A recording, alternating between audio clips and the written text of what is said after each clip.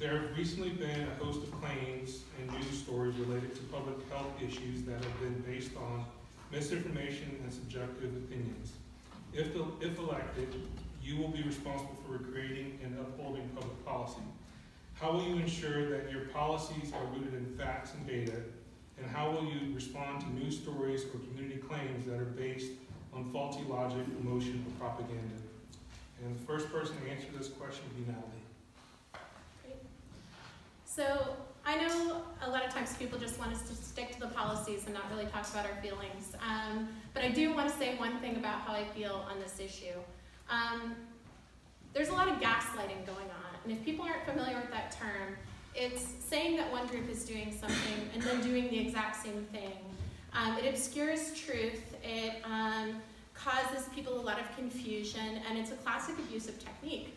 And having been in an abusive relationship and gotten out of it, it sort of makes me go on robot. Experiencing that and hearing just flagrant misinformation kind of makes me shut down and just look at it almost like in a very methodical way. And I think people have been frustrated with my lack of emotional concern over this issue, and that's really where it comes from. So I've looked to the public health data, and I will continue to do so. I will look for common ground and opportunities to support best practices that are consistent. And I believe it's critically important for leaders to stay calm and rational, especially when big issues come up. And I've had, I guess, the benefit of being able to stay somewhat robotic about this issue, but it's partly just an inability to deal with some of the egregious stuff that's going on while still trying to make policy issues for the city of Eureka that are based on fact and can actually move us forward.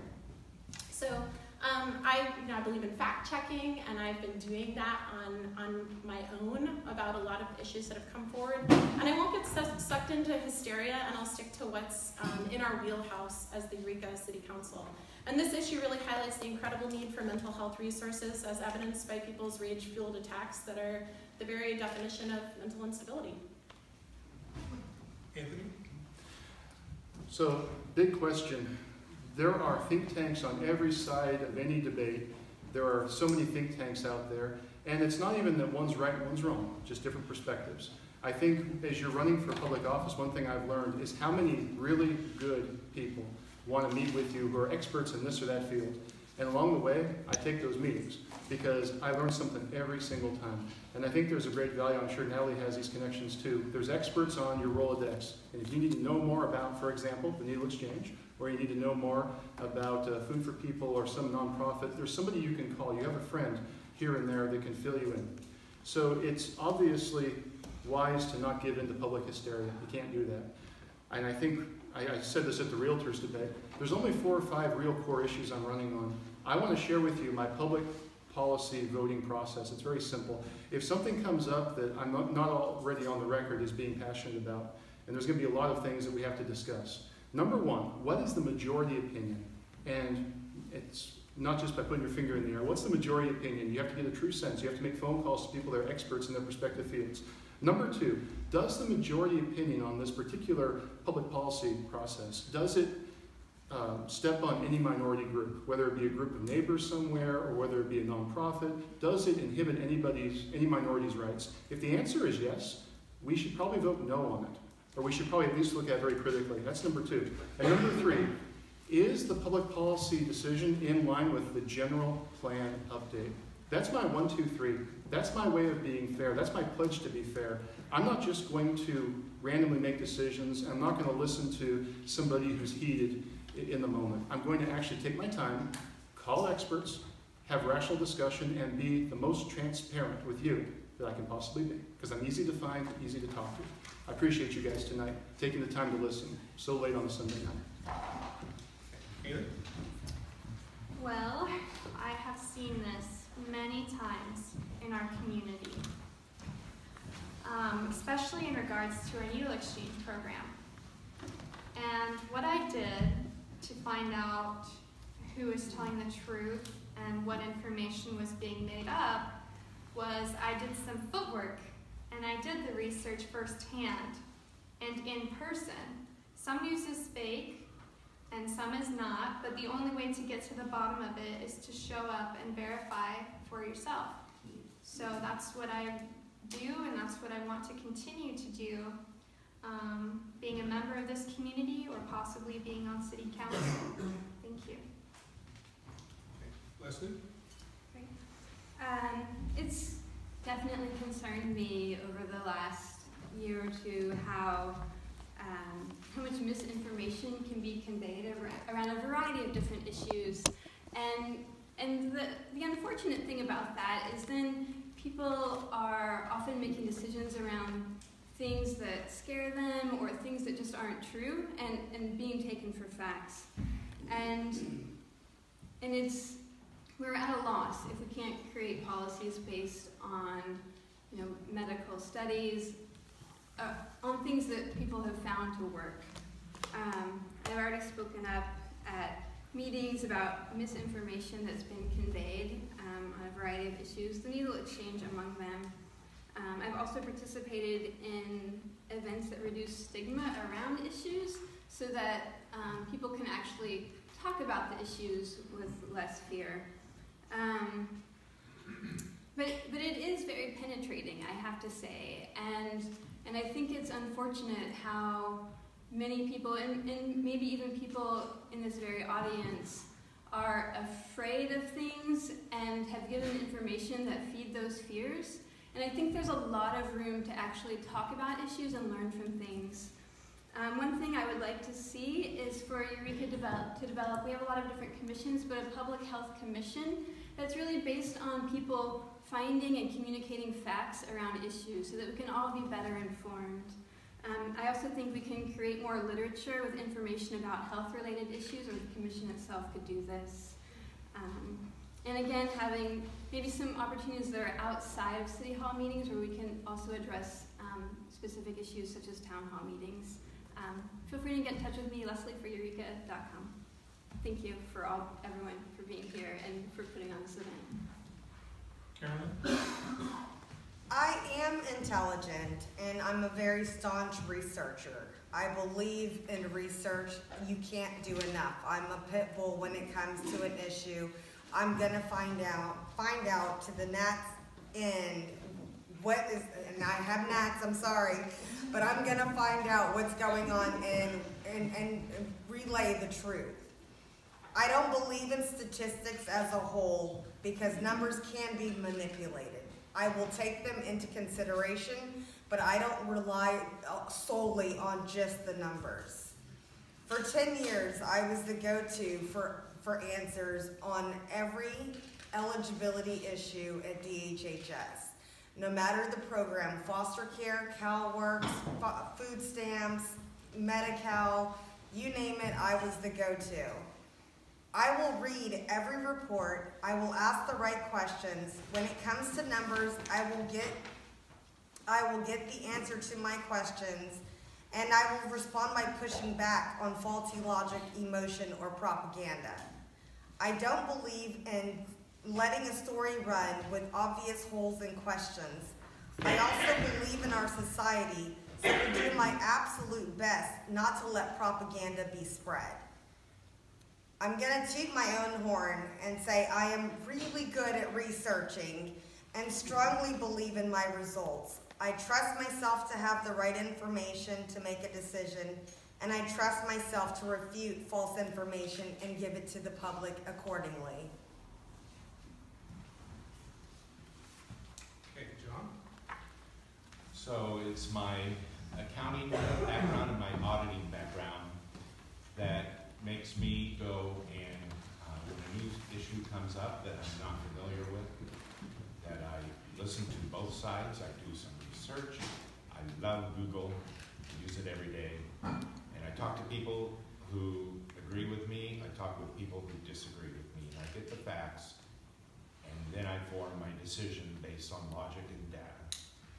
And as far as the other people that spread rumors or whatever, there's two different kinds that are being spread. One of those is what's being said in the open, and those are hard to respond to unless the news media that wants to interview me on something.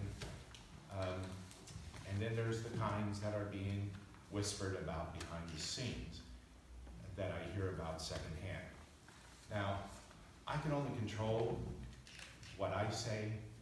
I can't control what other people say, and what I say will be based always on logic and fact and the data that supports it. Jeanne?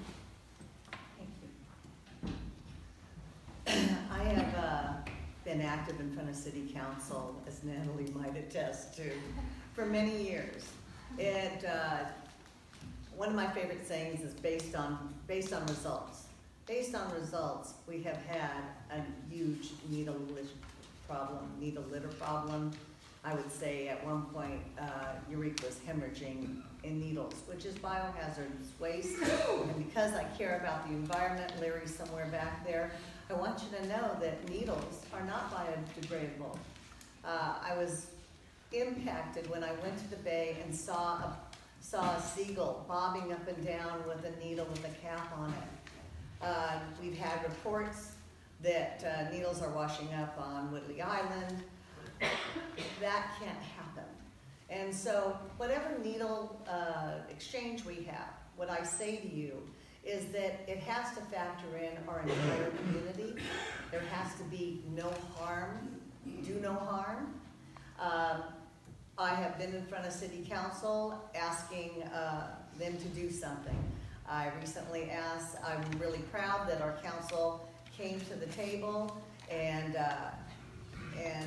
created an independent syringe advisory group, which includes 2 community members, and in 90 days, they will come back and report to council. I look forward to hearing what their findings are. I too, I'm a marketer, as I said. I love marketing research. I love facts, because information is power in which we can make intelligent decisions. So until I've received all the facts and hear what the independent council, the independent syringe group has to say, I'd like to, and I'd also like to represent one of the fabulous things from this whole process. Door to door. All right, so thank you. So we've come to the end of our event here. I just want to thank the candidates for being with us tonight. I would like to thank the audience too. You guys took time out of your busy schedules to be here. This is really important.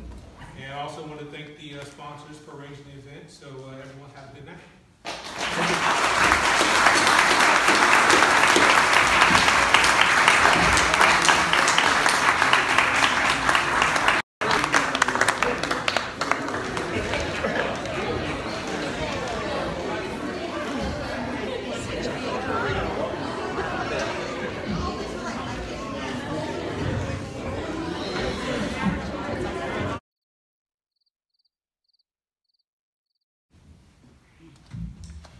I get to ask the last question, and we will start with Susan for your responses. There have recently been a host of claims and news stories related to public health issues that have been based on misinformation and subjective opinions. If elected, you will be responsible for creating and upholding public policy. How will you ensure that your policies are rooted in facts and data?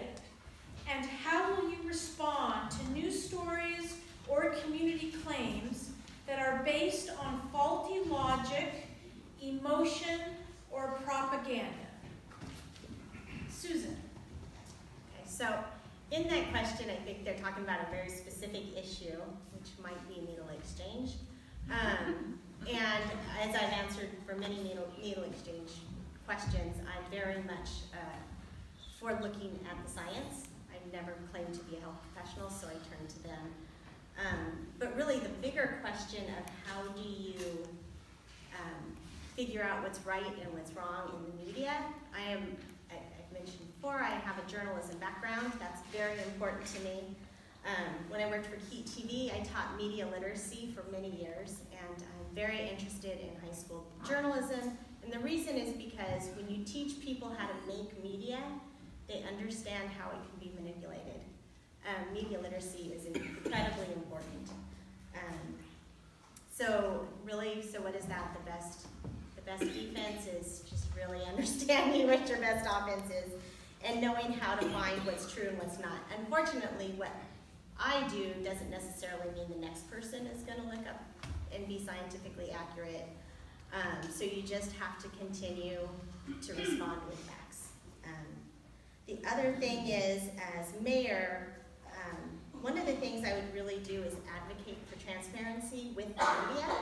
That's something that the city of Eureka in particular hasn't been great about. It's been a little better in the past few years, but there was a time when they responded to media questions with silence, and I think that looks suspicious, and it doesn't breed trust. So I think that is an important thing for the city as well. Joe? Well, no one wants to see the spread of disease among intravenous drug users. No one wants to see children and citizens being accidentally poked by dirty, discarded needles either. I'll find a better way to solve this problem than with an unsupervised, unaccountable, nonprofit organization that has lost track of over 25,000 needles. I don't think the commission that Kim set up to oversee the Hatcher situation is really going to do much. It's basically just a fig leaf. Like I say, I work at HSU. Anytime they have a problem, they set up a commission. You never hear about it again. As far as misinformation, a lot of it is not a lot of it is real information. I take the bus to work every day, and I myself have found lots of needles. All of you know I pick up trash, habitually all over the city when I'm walking back and forth to the bus. I've even found 2 of those needle boxes, the red ones you're supposed to put the syringes in, that they've broken open and taken needles out. There weren't even any needles for me to find and get rid of.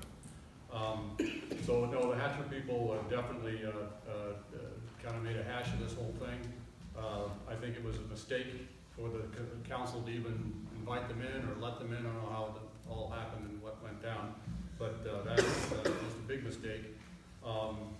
The liberal needle regimen has magnetized the city to attracted more drug users, and in addition, it's magnetized the city to more drug pushers because there's more customers. So, something has to be done, and if it's something that just the county is going to take over and we're going to forbid it in the city here, I'm all for that. Kim?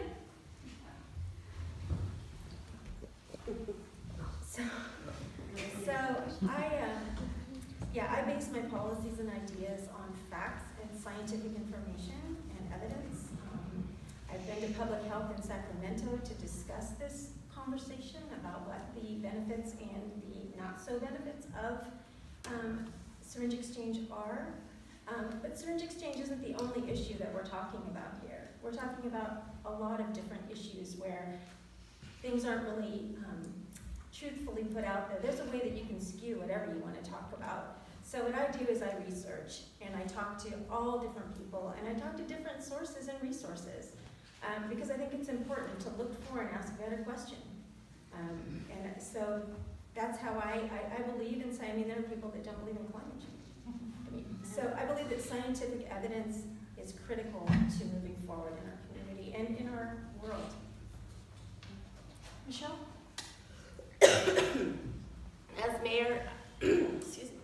As mayor, I believe you need to take the entire community's concerns and responses to issues into consideration.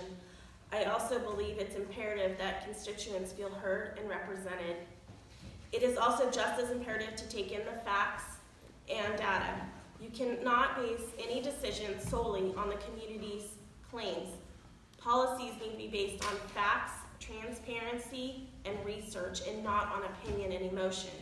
If elected, I will take every bit of information into consideration, including solid facts, before ensuring any policy. Heidi. Well, it's been said, trust but verify. And I think it's important that we always do that with every single instance of policy making and policy change. It's something that we have to look at no matter what. We need to look at facts, but we also need to verify facts. One of the things that Kim and I both went to Sacramento together, And in this particular instance, there was research that was handed to us. And I did my background on that research, and there was some problems with the research. So I actually did have a wide amount of information and facts that I'm challenging the particular agency we're talking about to uphold. And it's one of the reasons why we continue to have a conversation and continue to move forward with, for instance, the Community Advisory Committee, as well as the ordinance we put in place. But facts are critical no matter what happens. And when you're standing in front of a camera, it is very important to always speak honestly and factually. And if we don't have facts, to be able to say that. I'm sorry, I don't have that information, but I will get back to you with that. So that's an important thing, particularly for the mayor, because the mayor will stand before people on a regular basis and will need to be able to speak factually and truthfully and honestly. Thank you very much. We've come to the end of the 2018 Eureka Candidates Forum. Let's again thank our